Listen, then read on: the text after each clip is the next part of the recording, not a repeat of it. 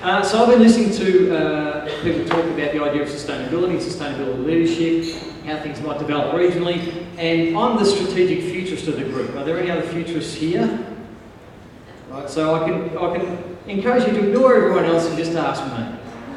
Because as the futurist, this is what happens all the time. I get asked the question, what's the future of X? And normally we're brought in as counter to the economists.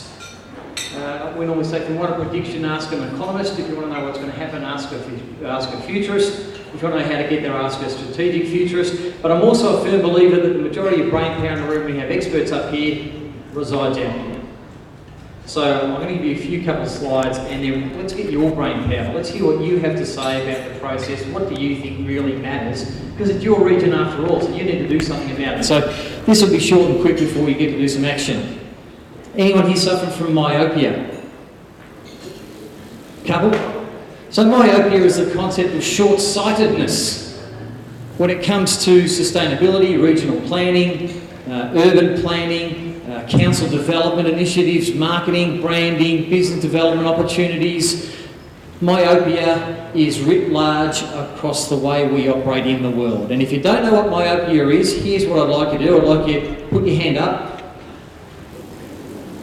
Hand up. Stand it forward without whacking anyone on the back of the head. Turn your palm to face you and slowly bring that in, focusing on your palm until it's about 3 inches away from your face. That is how most strategic decisions are made.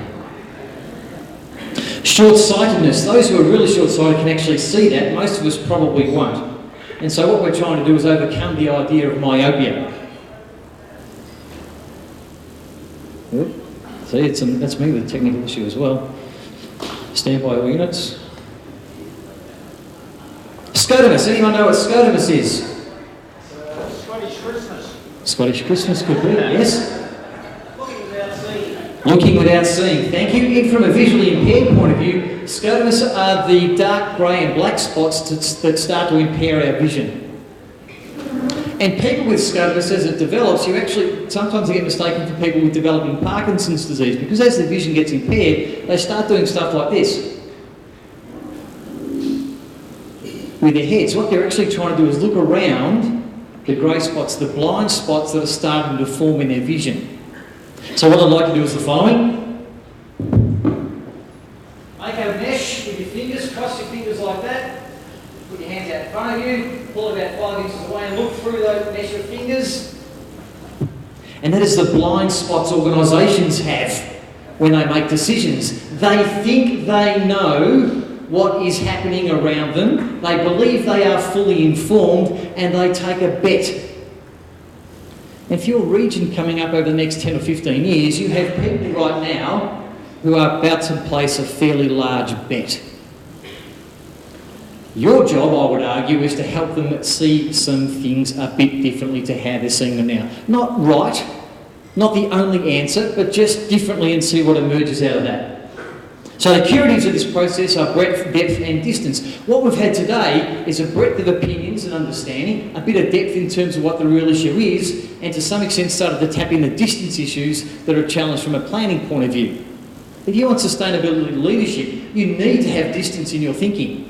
You need to have the depth, you need to have the breadth, or else you're going to have a one vision view of the world, and that will invariably not come true. So the idea is to develop strategies that give you flexibility, not lock you in into any one particular path. And what I'm encouraging you to do is to develop hyperopia. If myopia is short-sighted, hyperopia is what? Far-sighted, thank you. Develop some far-sightedness in your decision-making process. To do that, you need breadth and depth to add to the distance. From a futures point of view, what we do, we talk about the idea of assumptions. Are your assumptions valid? So who thinks sustainability is a real issue here in the region? Anyone think it not? No one? What if you're all wrong? What's that old saying, if everyone in the room's in agreement, someone's not thinking properly? So just test your assumptions. What information are you making those assumptions on? Is that information accurate? Is it complete? Does it consider all potential opinions? Or is it only the one, we're all greenies, tree-hugging type view of the world? I'm not saying you are or not, I just want to test your assumptions. And of the basis of your assumptions, you will then make some expectations. If you think sustainability is an issue, based on the information you have, your expectations are it's going to be a problem if you don't do anything about it. But what about other people who don't hold the same opinion as you? Are their assumptions equally valid? Because it seems to me in this country at the moment and around the world, some other places I've been to, the challenge at the moment is we are failing to match expectations because we're not using the same sources of information. Or disinformation. There's a great website called disinformation.org. Alex Burns, who's Australian, helps run that or edits that website. Can highly recommend you go and have a look at that for the idea of conspiracy theories and alternative views of the world. Disinfo.com or disinfo.org. Okay. That's about signals. The whole concept here about doing good futures work is signals. So what's the most important signal about sustainability you've seen in the last month? God. Okay. God has a part to play. I was in Washington DC last week and I met a lot of people who had determined that God was the main player in sustainability debate.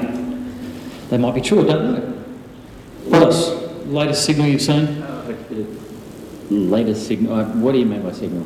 Well, a signal of something changing, something happening, something important. So, why are we afraid to say something? The last signal in what kind of time frame did you say? Any time frame. A signal, do you see how people are pausing too late, Rob. Too late, yeah, the moment's passed. The election. The election, which one? The most recent one in Queensland. Oh, I thought you were talking about Obama versus Romney. Because the most recent election in Queensland, that's the one coming up in 10 days. No. Okay, so signals will change. Anyone else seen an interesting signal of change?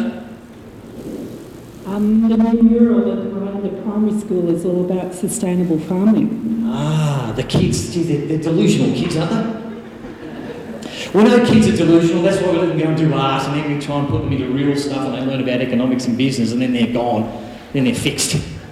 Fixed but gone. Okay, so signals will change. The idea of the future is, here you are now, there's not too many options available to you. The signals are normally big and fat. So the recent state election might be a big fat signal. The further out you go in time, the more signals appear and they get a bit thinner, a little bit harder to quantify. So when you have a chat on your table for the next 60 seconds, the most weird out there, might be nothing, could be disastrous signal you can think of in relation to this region and sustainability leadership. 60 seconds go.